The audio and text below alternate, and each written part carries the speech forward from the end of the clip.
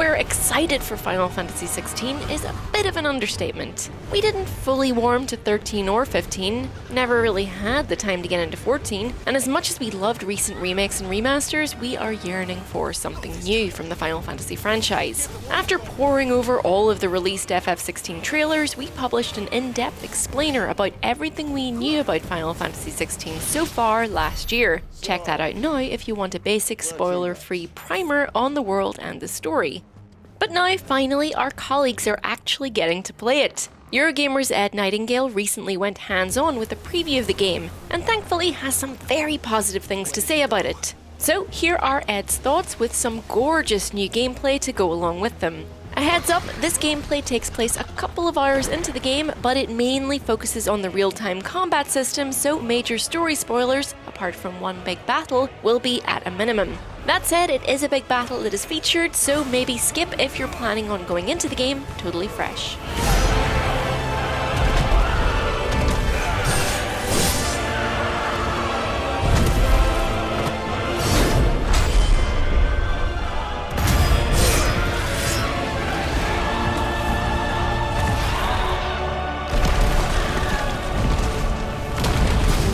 So then, according to Ed, playing Final Fantasy XVI is a total rush. What struck most of all during the playthrough was the sheer scale and intensity of the game's battles, which gave a real sense of escalation across the demo. When it starts, you're going up against unnamed and not too challenging armoured soldiers, which eventually led to a mini-boss against twin elemental enemies, all before a climactic and lengthy boss encounter atop a castle at night as sparks fly and the dramatic choral score ratchets up the tension and the excitement.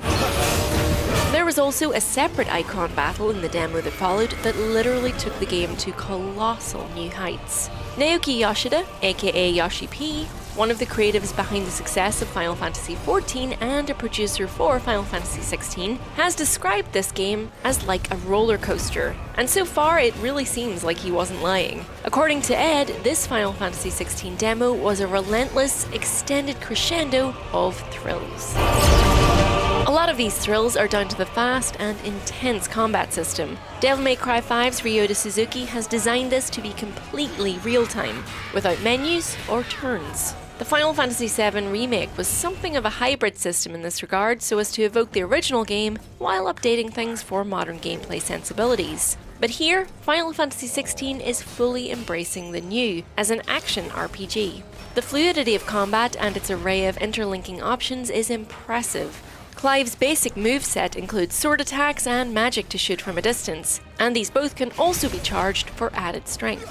Last-minute dodges can be followed by a precision counter, meaning players who successfully read enemy attack patterns and dodge correctly will be rewarded. It looks super satisfying to pull off.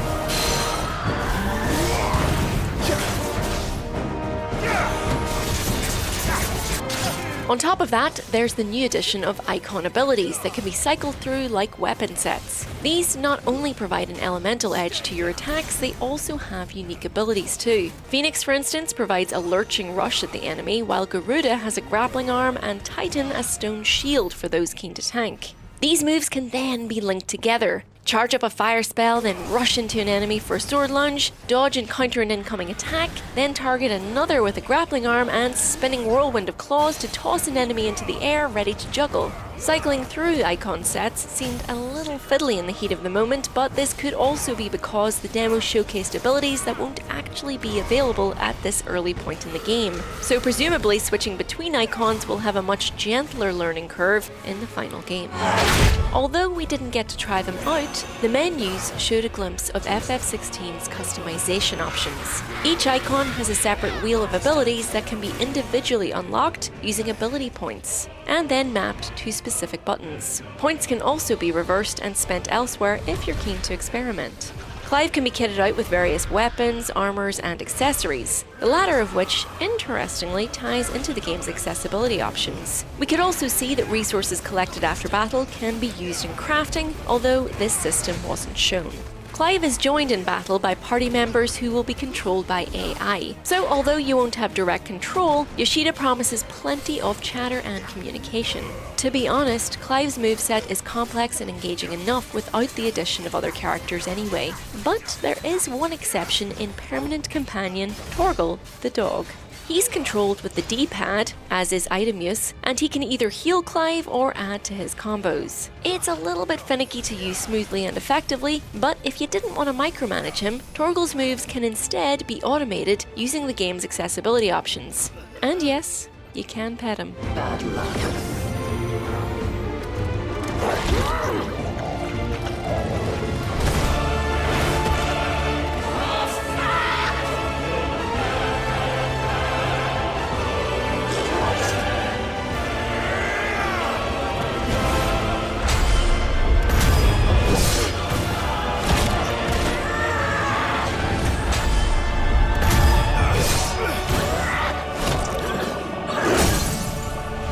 So, combat is tense, demanding, and very fun, requiring precision to dodge and attack before unleashing a fierce barrage of spells and abilities. But now let's talk about icon battles, because they are simply on another level.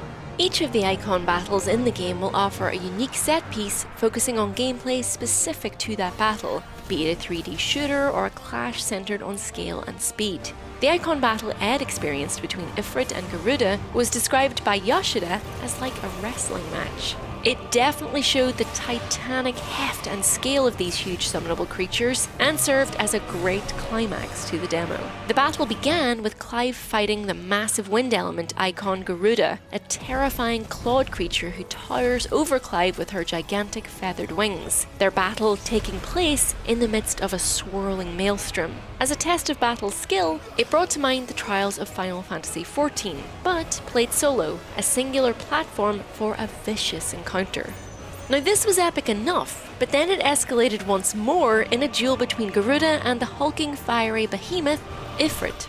This was pure Final Fantasy Kaiju fan service, witnessing these iconic beasts battle at a scale unprecedented in the series. Ifrit stomps and lurches forwards and unleashes flaming attacks, while Garuda spins and swirls in the sky, all controlled by the player, at least for the most part. As the battle swoops into cinematics, it does dissolve into an interactive cutscene with button prompts, but then the screen erupts into a burst of the almighty ultimate move Hellfire as the music soars. And Final Fantasy summons have never felt so powerful or integral to the world and the story.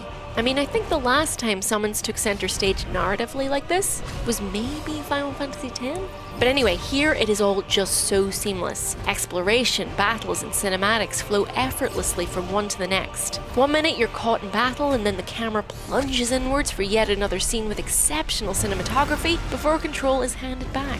Sometimes the lines are blurred with QuickTime events during battle cinematics, but these are simple and unobtrusive, serving only to punctuate the action.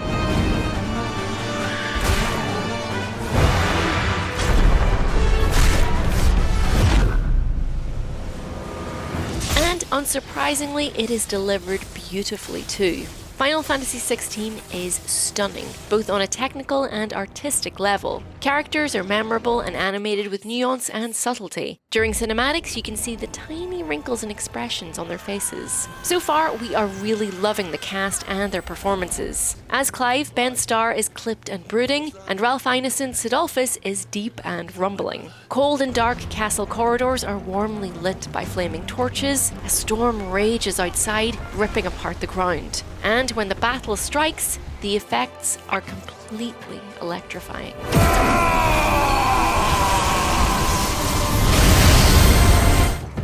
In here. Somewhat, unfortunately, most of Final Fantasy XVI's world shown in the demo was a soulsy and rather dark medieval castle, though tiny glimpses elsewhere showed wide plains and crystalline caverns, volcanoes, deserts, taverns, and more, all richly detailed with vibrant, striking vistas. So, we're very excited to see more. Yoshida has confirmed that the game is not open world. It's made up of different self-contained areas constructed in extreme detail, each large and offering plenty of exploration. Hopefully, this design choice will help strike a balance between Final Fantasy XVI's world building and its storytelling. On story, actually, Yoshida has promised it will be complete, with a beginning, a middle, and an end. Of all the criticisms thrown at Final Fantasy XIII and XV over the years, story has been a major complaint. So, the team behind 16 are keen to learn from the past and deliver a grand, yet cohesive and comprehensible story and likeable characters, on top of a beautifully realised world to explore. Eurogamer's Ed reports then that what he's played of Final Fantasy XVI so far seems set to deliver. Its intense battles escalate to an outrageous sense of scale, exceptional cinematics weave seamlessly into battle to truly showcase the power of the PlayStation 5, and Yoshida and his team exude confidence in their vision. That all sounds very exciting to us, so now we're keen to get a look at the rest of the beautiful world and spend some real time with these characters. Hopefully we won't have to wait too long to get a hands on ourselves. Thanks again to Ed Nightingale for his thoughts on the demo. Do go and check out the article on the site as well as a separate piece on Final Fantasy XVI's accessibility. We'll put a link to it in the description below. So, what do you think of the gameplay seen so far? Let us know in the comments as well as which icon battles you're looking forward to playing. We are going to have loads more on Final Fantasy XVI on the channel very soon, so make sure you're subscribed to stay up to date. Thanks for watching. Bye!